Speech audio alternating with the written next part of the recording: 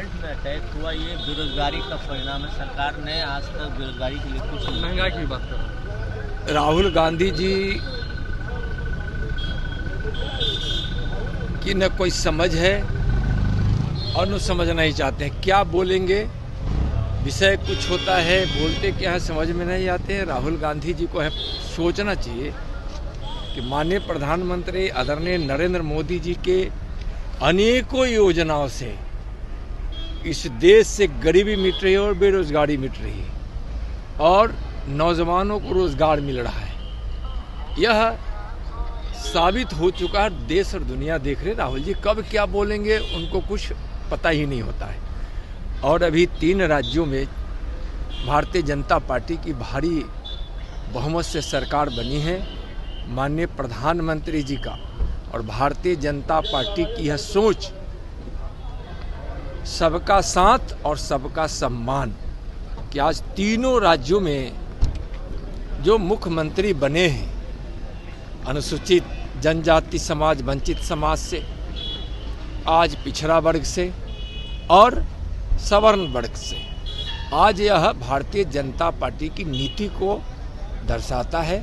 सबका साथ, सबका विकास, सबका सम्मान, न्याय के साथ। और यह बिल्कुल जो भारतीय जनता पार्टी की नीति है उसके अनुरूप यह हुआ। प्रधानमंत्री जी का बयान आया है कि जो पार्लियामेंट में अटैक हुआ, इसकी गहराई में जाने की जरूरत है। काफ़ी चिंताजनक बात उन्होंने बताई है। माननीय प्रधानमंत्री जी जो बोलते हैं उस बात में बहुत दम होता है और वह सच्चाई के साथ होता है। 24 का चुनाव को लेकर जो अपोजिशन के लोग हैं बोलते हैं कि एक तरफ हो जाए, जहाँ प्रधानमंत्री कह रहे हैं कि हम तीसरी बार भी जीत कराएंगे, जनता गारंटी दे चुकी है, वहीं बिहार में विपक्ष के लोग आपको कह रहे हैं कि खाता भी नहीं खुलेगा। बिहार में विपक्ष में कोई दम बचा है क्या?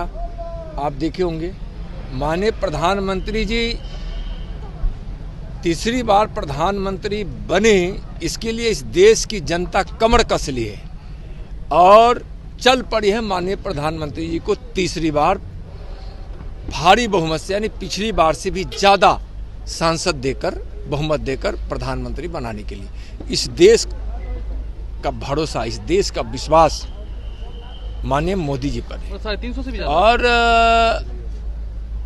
विकास के भगीरथ हमारे माननीय प्रधानमंत्री जी है, जिनके प्रयास से, भगीरथ प्रयास से विकास की गंगा घर घर, जन जन, गांव गांव, शहर शहर पहुंच रही है। गरीबों के जीवन में उत्थान हुआ है, खुशियां पहुंची।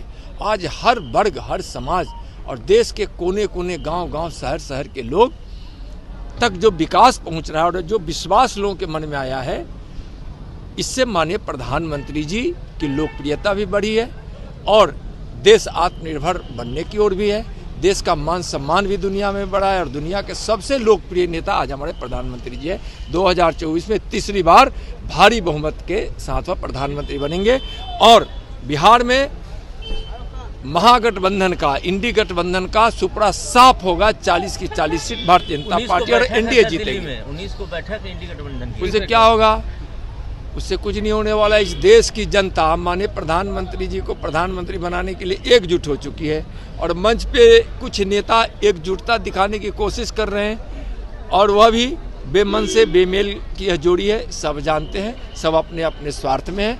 इस देश की जनता जानती है कि निस्वार्थ भाव से और देश के हित में, देशवासियों के हित में और कोई काम करने वाले हमारे नेता है तो हमारे माननीय प्रधानमंत्री आदरणीय नरेंद्र मोदी जी। नीतीश कुमार और बिहार में जेडीयू के जो प्रिंसिपल ख्वाब है, क्या वो चकनाचूर हो रहे हैं? क्या आपको लगता है नीतीश कुमार के ख्वाब चकनाचूर हो चुका है? अब क्या होगा चकनाचूर? बिल्कुल साफ, जेडीयू साफ हो चुकी है, आरजेडी साफ हो चुकी है। लोकसभा के चुनाव में 40 की 40 seat NDA Bharatiya Janata party जीती। सर, डीएमसीएच के प्रिंसिपल दारू पार्टी करते देखे गए हैं। जब एम्स बनने की बारी आई तो उन्होंने ही सवाल खड़ा किया था कि एम्स यहाँ बनेगा तो स्वायत्तता भंग हो जाएगी। देखिए, नीतीश कुमार जी अपने जिद पे अड़े रहते हैं। इस बिहार में शराबबंदी बंद होनी चाहिए, उस पर प्रतिबंध लगनी चाहिए, लेकिन शराब नीति इनकी गलत है। बंद करने की इनके लोग, इनके थाना पुलिस सब यहाँ शराब बनवाने में लगे हैं, पहुँचाने में लगे हैं। शराब नीति फेल है और जिसके कारण